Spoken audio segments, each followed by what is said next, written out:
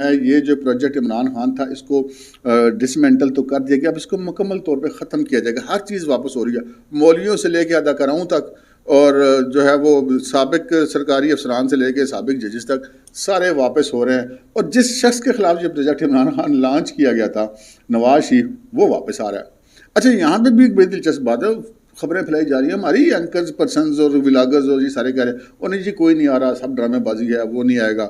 اور بھائی جان نواز شریف اس آدمی کا نام ہے جس کے پیٹ پہ اسٹک رکھ کے کہا تھا کہ دستخط کرو نا، تو اس نے کہا تھا اوور مائی ڈیڈ باڈی. جب اس کی بیٹی، جب اس کا داماد نے ساتھ جیل جانا تھا، اگلا آ کے جیل چلا گیا.